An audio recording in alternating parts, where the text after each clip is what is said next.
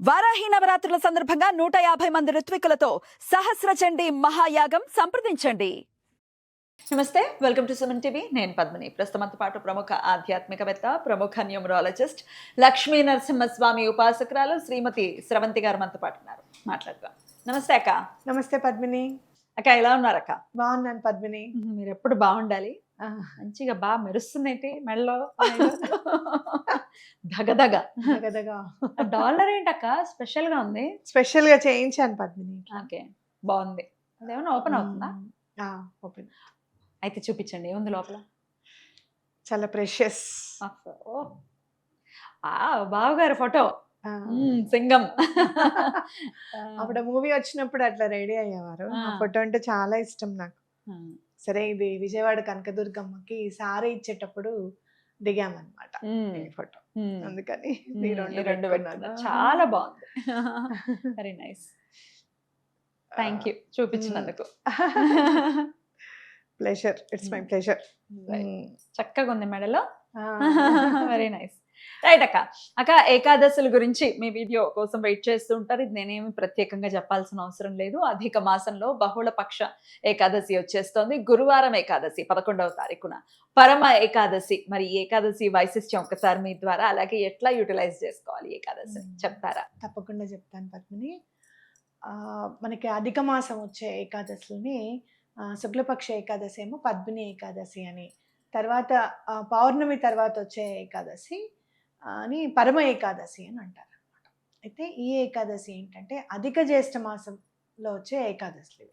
ఇవి రావాలి అంటే మళ్ళీ మనకి 19 సంవత్సరాలు వెయిట్ చేయాలన్నమాట. ఇదే అధిక మాసం రావాలి. అందుకే మనం మంగళవారాలు కూడా మనం బడా మంగళవారం ఉపయోగించుకోండి అని కూడా చెప్పారు. ప్రతి మంగళవారం నీకు కలిసి వచ్చింది ఆ పద్మిని బడా మంగళవారం? ప్రశాంతత అయితే ఉంది ఖచ్చితంగా. నాకైతే చాలా బాగా కలిసి వచ్చింది. చాలా బాగా కలిసి వచ్చింది. ప్రశాంతతకు మించిన ఐశ్వర్యం ఏముంటుంది కదా. ఒక ధైర్యం, అంటే సమస్య అయినా అధిగమించగలం అనే ధైర్యం ఖచ్చితంగా స్వామి ఇస్తారు అంటే అందరికి. మేము ఎక్కడికి వెళ్ళినా, ట్రిప్కి వెళ్ళాం కదా, ఎక్కడికి వెళ్ళినా ఆంజనేయ స్వామి కనపడడం అనేది జరిగింది. ప్రతి చోట కూడా ఆంజనేయ స్వామి, ఫస్ట్ ఆంజనేయ స్వామి కనపడడం జరిగింది. అయితే ఈ పరమ ఏకాదశి నాడు ఏంటి అని అంటే మనం కొంచెం కొత్తగా చేసుకోవడానికి ఉంటుంది. ప్రకృతి ఎప్పుడూ కూడా మనకి ఏదో ఒక వరం ఇస్తుంది ఈ తిథుల రూపంలో అని చెప్పి మనం చెప్పుకోవచ్చు. ఈ పరమ ఏకాదశి రోజు ఏంటంటే మనం చక్కగా దశమి నుంచి 5 రోజులు అన్నమాట ఏకభుక్తం చేసి మనం ఎలాంటి ఈతి బాధలు ఉన్నా కూడా, ముఖ్యంగా ఆర్థిక ఇబ్బందులు ఏమైనా ఉంటే, అప్పులు ఏమైనా ఉంటే కనుక తొలగించుకోవడానికి ఇది చాలా మంచిది అని ఉపయోగపడుతుందని మనం చెప్పుకోవచ్చు. అంటే దశమి నాడు ఎలాగునో మనం ముందు రోజు అన్నం తినాం, ఏకాదశి ముందు రోజు టిఫిన్ తినేస్తాం. ఏకాదశి ఎట్లా పూర్తిగా ఉపవాసం చేస్తాం, అలాగే పారణ చేసుకుంటాం ద్వాదశి నాడు. తర్వాత మిగిలిన 2 రోజులు అంటే త్రయోదశి తర్వాత వచ్చే చతుర్దశి కూడా అమావాస్య వరకు కూడా మనము ఉపవాసం ఉంటాం అనమాట. అంటే ఏకభుక్తం చేస్తాం. పొద్దున మధ్యాహ్నం తినొచ్చా? మధ్యాహ్నం తినొచ్చు, రాత్రి టిఫిన్ తినొచ్చు. లేదు మీరు ఉండగలుగుతాను అంటే పొద్దున టిఫిన్ తిని నైట్ అన్నం తిన్నా కూడా పర్వాలేదు. ఏకభుక్తము అనేది ఉండాలి. ఇంకోటి నక్తము అని చేస్తారు. నక్తం చేస్తే చాలా మంచిది. పొద్దునంతా తినకుండా చుక్క వచ్చిన తర్వాత వెంటనే స్వామివారికి నివేదన పెట్టుకొని అదే తింటే చాలా మంచిది అనమాట. తినడానికి ఏముంది, అప్పుడు మనం అన్నం కూర పప్పు అని కాకుండా కొంచెం ఉప్పుడు పిండనో లేకపోతే పొంగల్ చేసుకునో, సాబుదాన కిచడి అని చేస్తారు, అట్లాంటివి చేసుకుని తింటే కనుక మంచిది. ఉల్లిపాయ వెల్లుల్లిపాయ నిషిద్ధం. ఎటువంటి పరిస్థితుల్లోనూ ఈ 5 రోజులు అంటే దశమి నుంచి వాడకుండా ఉండాలన్నమాట, అమావాస్య వరకు. ఓకే, ఇలా చేస్తే ఆర్థిక ఇబ్బందుల నుంచి బయటపడతాం. ఆర్థిక ఇబ్బందులు తొలగిపోతాయి అని చెప్పుకోవచ్చు. అంటే ఆర్థిక ఇబ్బందులు తొలగిపోవడానికి ఈ ఉపవాసానికి ఏంటి రిలేషన్ అంటే, మనం తినకపోతే స్వామి డబ్బులు ఇష్టమా? కరెక్ట్ అవునా కదా. అన్నం తినమనేది అన్నపూర్ణాదేవి అని అంటారే, భగవంతుడు చూస్తూ ఊరుకోడు, మనకి ఆకలి మీద ఉంటాను అంటారే.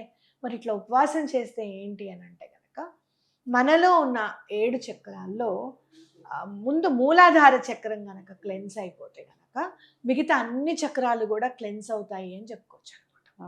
అలాగే సోలార్ ప్లెక్సస్ చక్ర అంటారు, ఇక్కడ ఉన్నది స్వాదిష్టాన చక్ర, రూట్ చక్ర అంటారు, మూలాధార చక్ర. ఇప్పుడు మనం గనక ఈ ఉపవాసం అనేది చేస్తే ముందు ఈ 2 చక్రాలు క్లెన్స్ అవుతాయి అన్నమాట. ఓకే, అంటే ఇది తినకూడదు ఇది తినాలి అనే దీంతో ఉంటాం, వాటర్ ఎక్కువగా తాగుతాం. కాస్త దాహం అనిపించింది, కొంచెం ఆకలి ఎక్కువ వేస్తుంది అనుకో, కొంచెం నిమ్మకాయ నీళ్ళు తాగుదాం అని చెప్పి నిమ్మకాయ నీళ్ళు తాగుతాం. అవునా, బయట ఎక్కువ తినం, ఉల్లిపాయ వెల్లుల్లిపాయ తినకూడదు అని చెప్పి. ఈ ప్రాసెస్ లో క్లెన్స్ అవుతుంది బాడీ, డిటాక్స్ అయిపోతుంది, టాక్సిన్స్ అన్ని వెళ్ళిపోతాయి. ఎప్పుడైతే మురికి వెళ్ళిపోతుందో, మలినం అనేది వెళ్ళిపోతుందో, అప్పుడు చక్రాస్ క్లెన్స్ అవ్వడానికి, మంచి ఆలోచనలు రావడానికి అవకాశం ఉంటుంది. ఎవరితో ఆర్గ్యుమెంట్ చేసేటప్పుడు, నేను డైట్ చేసేటప్పుడు అయితే అస్సలు ఆర్గ్యూ చేయను. వడ్రా బాబు మీరేం మీరేం చేసుకుంటే చేసుకోండి, అసలే ప్రోటీన్ తింటున్నా, అదేమో తొందరగా రీజ్ అవ్వదు అవునా కదా.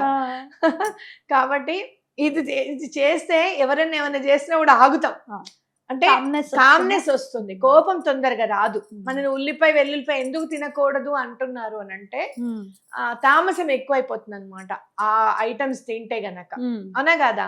సో అందుకని తినకూడదు అని అంటారు. మరి బాబా గారు ఏకాదశి నాడు ఉల్లిపాయ తినమన్నారు కదా, బాబా అలాంటప్పుడు మీరు బాబాని పూజిస్తున్నారు కదా, మరి దీన్ని మీరు దాటేసినట్టే కదా. అంటే గురువుని సేవిస్తే కనుక నెమ్మదిగా అవి తిన్నా కూడా మనకి వంట పట్టనట్టు విధంగా మనని మౌల్డ్ చేస్తారు ఆయన టోటల్ గా. అంటే ఎట్లా క్లెన్స్ అయిపోతాయి మన చక్రాస్ అంటే, మనం ఏం తిన్నా, ఫుడ్ ఏం తిన్నా కూడా కొంచెం తామసమైన ఫుడ్ తిన్నా గానీ, ఎవరితో ఏమన్నా ఆర్గ్యుమెంట్స్ చేసే ఉన్నా కూడా, మనలో అలాంటి బుద్ధులు ఉన్నా కూడా నెమ్మదిగా అవన్నీ కూడా క్లియర్ అయిపోతాయి. అంటే మనం అక్కడ దాకా వెళ్ళాము అంటే ఒక స్టెప్ ఎక్కినట్టు మనం గుర్తుపెట్టుకోవాలి. గురువు ఆరాలోకి వెళ్తే చాలు, ఏం చేయాల్సిన అవసరం లేదు కదక్క. రైట్. అలా మనం ఏకాదశి నాడు ఒక విధంగా చెప్పాలి అంటే గురువులందరికీ సేవ చేసినట్టే మనం ఏకాదశి వ్రతం చేస్తే. ఎందుకంటే జగద్గురు కృష్ణ పరమాత్మ, అర్థమైందా. కాబట్టి ఆయనకి చేస్తే ఇంకా గురువులందరికీ సేవ చేసినట్టే అనమాట. అందుకే సనాతన ధర్మం ఏకాదశి నాడు వ్రతం చేయండి, ఏకాదశి నాడు ఉపవాసం ఉండండి అని చెప్తుంది. మనం నెంబర్ వైజ్ చూసుకున్నా కూడా 11 is very powerful number. Yes, గురువారంతో కూడి వస్తుంది. గురువారంతో కూడినది 11 డేట్, ఇప్పుడు 11th డేట్. అలాగే ఏకాదశి కూడా 11. ఆ 11వ రోజు మనం తినకుండా ఉండండి, ఉపవాసం చేయండి అనడానికి కారణం అదనమాట. అమేజింగ్ అక్క, అమేజింగ్.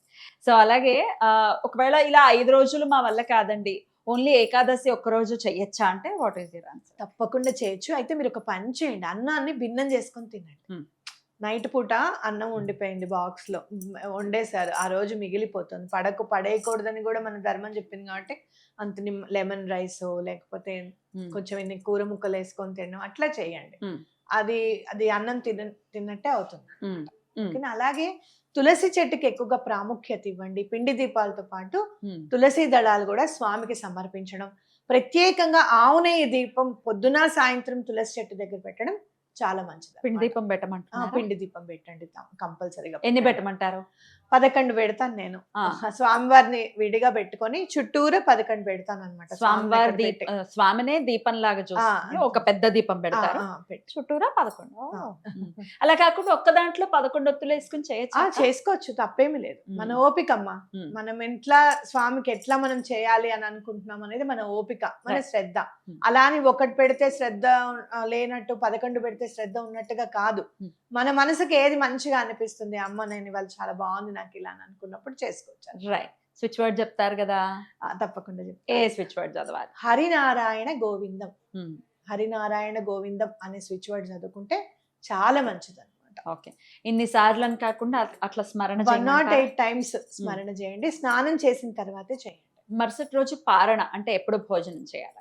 పారణ 8:19 నెక్స్ట్ డే ద్వాదశి రోజు. ముందే చక్కగా 6 లేచేసి స్నానాధికాలు ఇల్లు నీట్ చేసేసుకొని అంతా చేసేసుకొని వంట చేసేసుకొని స్వామికి నివేదన చేసి, ఎవరికైనా ఏదైనా కొంచెం పండు ఫలం ఏదో ఒకటి పని వాళ్ళకైనా సరే వాళ్ళకి కొంచెం పెట్టి మీరు తినండి. అద్భుతం, చాలా చక్కగా తెలియజేశారు. ఖచ్చితంగా ఈ పరమ ఏకాదశిని మన వాళ్ళందరూ వినియోగించుకుని పాంచరాత్రి వ్రతం లాగా చెప్పి ఉన్నారు. కాబట్టి ఖచ్చితంగా ఈ ఆర్థిక ఇబ్బందుల నుంచే మనం చాలా సతమతం. ఇంకొక విషయం తెలుసా, నేను ఉడిపి వెళ్ళేసి వచ్చా, గోకర్ణం వెళ్ళేసి వచ్చా, మురుడేశ్వర్ వెళ్ళేసి వచ్చా. ఉడిపి వెళ్ళారు? ఉడిపి వెళ్ళాను. మారిపోయారు మేడం, తెలుసా మీకు ఈ విషయం? చాలా మారిపోయారు. తర్వాత కొట్లాడతా, ఇప్పుడైతే వీడియో ఎండ్ చేస్తా. Thank you. అయితే ఆ విశేషాలు ఒకసారి మనం మాట్లాడాలి. అలాగే, తప్పకుండా గురించి మీరు చెప్పాలి. తప్పకుండా చెప్తాను. థ్యాంక్ యూ అక్క. నమస్తే. నమస్తే.